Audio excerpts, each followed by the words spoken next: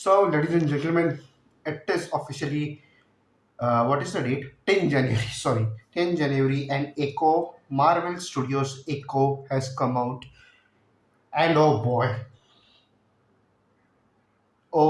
boy.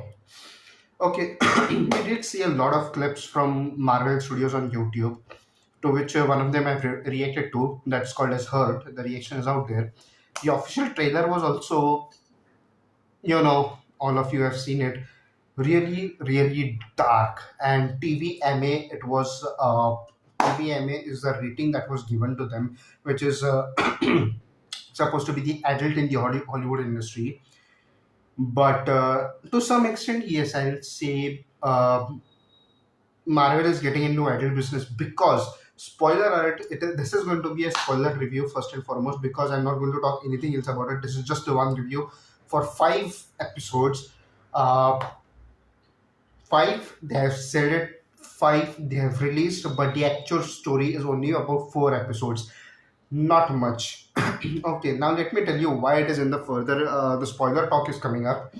Marvel is seriously getting into adult business, because the show opens up, the very first episode, the very opening comes up with a nude scene. It's not a sex scene per se, yes, but nudity is involved in the very beginning of that episode.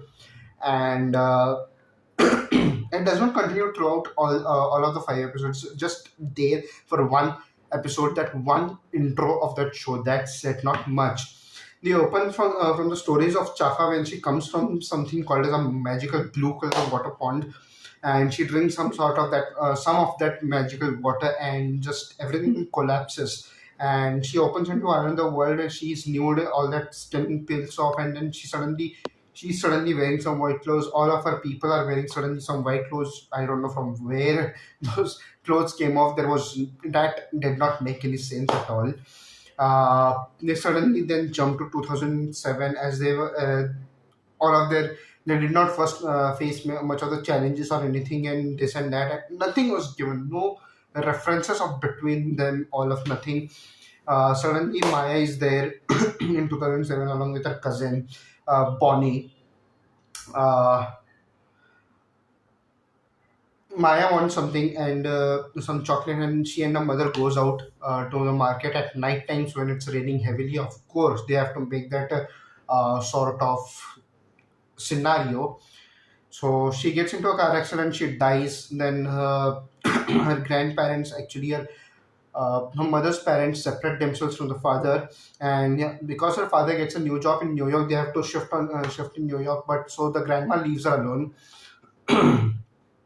taking Bonnie with her, and they get separated for 20 years almost. And throughout this entire first episode, basically what happens is we see all of the what do you call flashbacks of the Hawkeye show, where Hawkeye is killing those bad guys in that so-called go down, and there he kills Maya's father. Maya spots him and tries to call him, but no, it goes. Uh, but since the childhood, Kingpin has been a major supporter, or you'll say another mentor of her, because her father was working for Kingpin. Uh, and by the way, who also plotted Kingpin's? Sorry, who also plotted her father's death? Kingpin was the very one who plotted her father's death, Maya's father's death. So she comes to know about that. She shoots her father and everything. Excuse me. Daredevil was also there for some small seconds in a fight scene. Again, he fights Maya, which also Daredevil does not know that Maya is dumb and deaf, and she's an amputee. He does not know that at all. He just fights her and leaves suddenly without killing her. Uh, by the way, I'll say one thing: the fight sequence in the very first episode, in the very beginning, is amazing. It's fast paced. It's brutal to some extent. Yes, it is brutal because there is all bloodshed and everything. Maya is a killer. She kills a lot.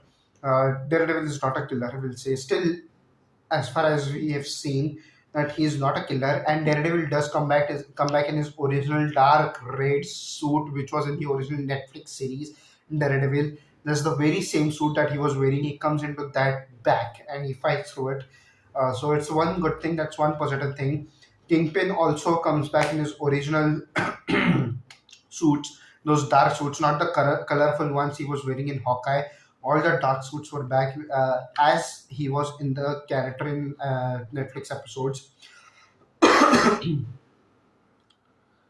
So that's it.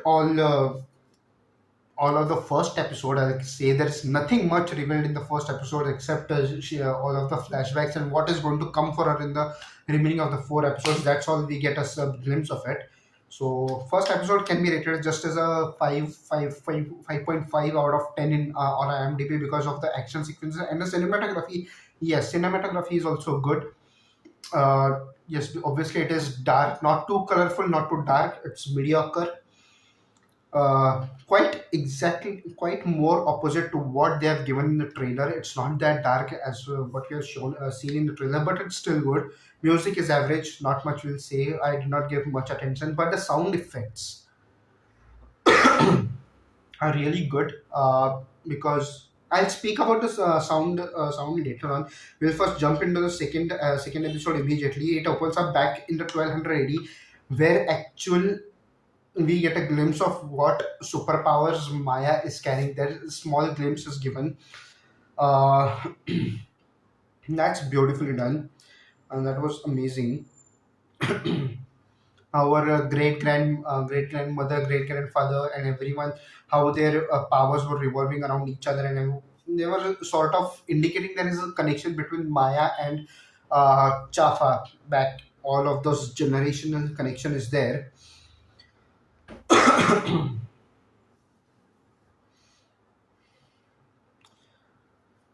Phew. Mm, again, overall episode 2 is also more average as compared to what episode 1 was. Not giving much. She's just coming back from New York to Oklahoma, where she belonged to. Oklahoma, Tamaha. That's the original town, the town where she belonged to. She starts meeting her family, brings the trouble as usual from Kingpin's from work, because Fisk has some sort of go down over there, just on the outskirts of Oklahoma, so where all the shipments are stored and everything. Sorry. And Maya ends up blowing that entire shipment, killing a lot of Fisk's men. Two of the men, major men, like sort of right hands of the men of Kingpin, survive, and they follow Maya and end up kidnapping her. Who's that guy? Her cousin and cousin and a friend and whoever they are from the casino. So small fight happens. That's it. Nothing much otherwise. The fight sequence was again good, but not brutal enough. Again, I'll say what the trailer showed us, not in the show. That's another disappointment. So episode 2, I'll say is just 5 out of 10. Episode number 3. It was interesting to see the opening of the episode 3 because it opens up in the black and whites of 1800s, where television and cinema had first started, because that's how they have given. It was back in the 1800s, where I think her great grandmother, I'll say, uh, learned to become a fighter when she was a teenager, and her father was a cop, so something called as light horseman, or what they have, sheriffs in the villages, Texas type, rangers type. So yeah, she saves her father using her powers. That's all. Uh, that's, I think the opening was still quite beautiful. Kingpin does return at the end of this entire episode. Not speak much about again the third episode because it was also okayish, but it mostly revolve around that kidnapping and entire that stuff and that fight sequence, which was okay, not too brutal, not too dark, okay. But at the end of that episode, when she goes back to her house, Maya goes back to her house, Kingpin is standing just outside her house. They meet together, and there's where the episode ends. So, yeah, given the fight sequence and the acting and the written of Kingpin and his costumes, I rate the episode 7 out of 10 because also the opening was beautifully done. Black and white, no dialogues and everything. You will see the episode if you have not seen, go and see it. It's beautifully done. So yeah, for that I'll definitely give episode 3 7 out of 10. Jumping into episode 4, it opens up where Kingpin was just meeting reunites with Maya, and there is the flashback which we had seen in the trailer or the clip called Hurt, where Kingpin beats up that ice cream man, and Maya wanted that ice cream, but she did not get it, and uh, the ice cream guy just ends up bullying her. So to take revenge of that, Kingpin beats the shit out of him. But that is the only moment in the entire show which was the darkest and the most brutal moment. There's where we understood that original Netflix Kingpin, who was so dark and brutal, who used to beat up people to death, is returning back slowly. Not slowly, but rather, yes, in his original form. All over the blood, he had punched him so brutally that blood was all over his suit, and Maya sees it. Maya kicks him a little bit, showing that Maya can become darker in the future, and Kingpin had hopes. And so the episode comes back to the present timeline where Maya and I'm sorry, Maya and Kingpin meet, and Kingpin gives her some sort of lens, digital lens to put her in her eye so that she can see Kingpin, see what Kingpin is talking. It had some sort of thermal imagery where not thermal, sorry, 3D imagery where hand sign language was being displaced of what he was talking.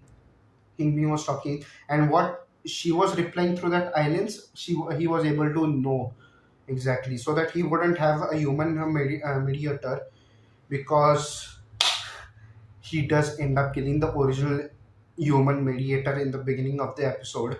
That I will not mention because it was brutally done. No, you go and check it for yourself. So, or if you've seen, you know it. But anyway, so he uses that. They have some uncomfortable talk in the in her house, and he just notifies her that I'm back in town and I'm going to be in town. So he leaves her with a choice that if she wants to be with the family or she wants to be with Kingpin. But no, she chooses her family.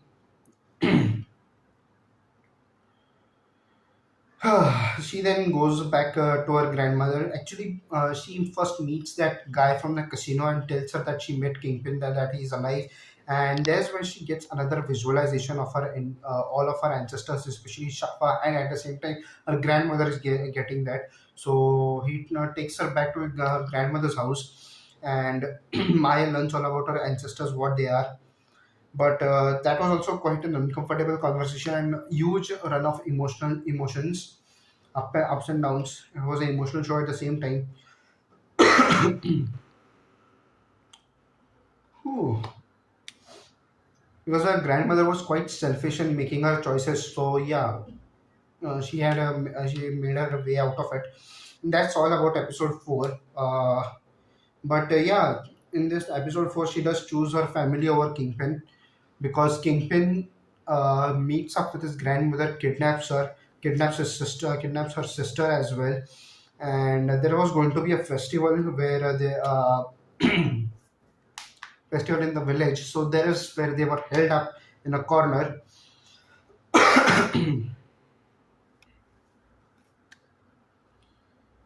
Whew. But yes, there's one thing that if, for episode 1 and 2 average, episode 3 and 4 do have more developments as compared to the previous one. So yes, they do get a little bit interesting enough, and not so much too high expectations. Please don't keep up your expectations way too high. Keep it average or a little bit lesser than average, because the show is average overall. But yeah, still, I will be giving an IMDb of again 6.5 out of 10 for episode number 4. Not much again. In the final and the last episode, which is again which is titled as Maya herself, she finally learns about her ancestors, her powers. Her mother appears in front of her, and she gets her suit of her warrior suit, just like Daredevil gets his own suit. So she gets a suit, and the suit is very much similar to what Daredevil has. It's all maroon red dark, maroon reddish dark. So, and she does look beautiful in that suit, by the way. If you see her, the suit is really good, well designed, well done by the costume department. Even Kingpin suits were beautiful and amazing. He's back, that's for sure. Mm. So she gets back in the episode 5. She gets into that festival where Kingpin and his men are waiting for her. Uh, and There's where she, with that help of the suit, she connects through her ancestors, and all her ancestors all together come and fight the bad guys, the Kingpin and all his men. They beat them up. Even her cousin realizes his powers and fights them. And at the end of the fight, she tries to power up Kingpin, or gets into the mind of Kingpin. She tries to make Kingpin release all the darkness out of him, but it is just cut through off, and he leaves, escapes as the cops come in. And the episode is directly cut to the next day, where Kingpin is escaping from the town, and Maya reunites with her family in a family reunion party. And the end of the show, and end of that show, and we just get one small credit scene of that show where he's Kingpin is flying in his private jet. He turns on his TV where the news is running. The news was, New York City requires a mayor. So yes, Kingpin is officially going to run for mayor for NYC. That's what his plan is. That's what he gets the idea after what he envisions in his own mind through Maya. That's all the show is, but nothing otherwise. That's it of the entire 5 episodes of season 1 of Marvel Studios Echo. Overall, I would like to say that this show is not that bad enough, and it is okay to watch for some sort of change type entertainment. You just want to watch something different, go and watch Echo. It is fine. It is not that dark enough of what it was promised via the trailers, but it did gives the vibes of the Secret Invasion, because the Secret Invasion trailer was also dark, but the show was not dark enough, except the fight episodes were, yes, there was a lot of killing, that's it, but otherwise there was no darkness, there was nothing. The storyline were, the plots were completely messed up, they could not make a show. But in case of Echo, it is, in its comparison, it is still quite a whole lot better. They have connected the shows to quite okayish extent, we'll say. We still don't know what exactly Maya's powers are, what they are, what was the beginning of that show, all those powers she drank, whatever that magical water she drank, chava she drank in the beginning, and what happened throughout that. We don't get anything. We just get the glimpse of those past ancestors a little bit in the beginning of the first 3 shows, but that's it. Nothing much otherwise. So we have no idea what the powers of Maya and her family are. Uh, but still, okay. I mean, it's not that bloody messed up as much as Secret Invasion was. Invasion does end up getting completely woke, making what is her name?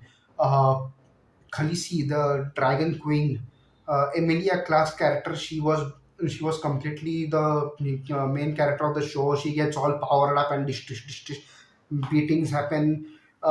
This show is not that woke, hands down. Thank you. It is not so woke enough. It's still good enough. Uh, because she officially cannot beat Kingpin. It is very difficult to beat Kingpin, that's for sure. So yes, he does stay powerful. Overall, I'll give the show, all the 5 episodes combined, 6.5 to 7. 7 is still okay, an average rating out of 10 on IMDb, I'll say. And I'll give it in terms of acting, the cinematography, the action, and the fight choreography. And last but the best, in the very episode 1, they had a small 1 second appearance of Jeremy Renner and a few seconds of Charlie Cox, respectively, as Hawkeye and Daredevil original as Netflix series. So yes, for them, I'll definitely give that rating. And I think they have to rush with what they have to come. We have to wait for Daredevil Born Again, because yes, this will be connected to Daredevil Born Again. I hope so, because we see Kingpin returning to New York City and he gets the idea of running for mayor for the city. So we need to see how are all of these universes connected. Hawkeye, Kingpin, Maya, Daredevil. The Daredevil universe is itself a universe because Daredevil has Luke Cage, Iron Fist, Jessica Jones, all together combined the show called Defenders. So how will all this be connected? Mm, we just have to wait and see what MCU will provide us with that all of this information. Uh, I just hope they make it darker, because Daredevil is dark. He has to become darker. But what we see, it doesn't look like a continuation of all the seasons of first three seasons of Daredevil. Doesn't look like it would be a continuation of that much of it, because they are all MCU canon now. So I don't know what changes they will bring throughout all of this. Although they have changed the showrunners of Daredevil, they have brought Justin Benson and Aaron Moorhead, showrunners of Loki season 1 and 2, which is amazing because they had an amazing job. Uh, MCU savers, basically Marvel savers, basically they are. So let's hope that Daredevil gives us something better, because it is going to be an 18 episode event with Punisher, John Bernthal returning as the Punisher. Whew. I hope they just connect all together well, because this is average show. Please don't keep your hopes up that yes, the trailer was so dark and amazing, but the show is going to be, no, it is not at all. And the show is just a 4 episode event, not a 5 episode event. First episode is just the flashbacks, nothing much more. We don't get anything much. Although, even though the shows are like 48, 50 minutes long, no. So yeah, that's all from my side. Now it's your turn to post me in the comment section of what you guys think about the show. Uh, just post your views, your ratings, your opinions, or if you did find anything woke at all, which Marvel and Disney are getting famous for nowadays, shutting themselves down. So you guys let me know, and we'll see other. I'll go and check out others' reviews and reactions of whoever have come out with Daredevil. Sorry, Echo's reactions and reviews. So I'll be checking them out now. So thank you so much for watching this video. Please keep commenting, subscribe to my channel, like this video, share this video with your friends and family who watch Marvel, who love Marvel. So let them know what I think about the show Echo. Ask them to share their comments on Echo in the comment section as well. Thank you so much for watching this video. I'll see you again. Bye bye.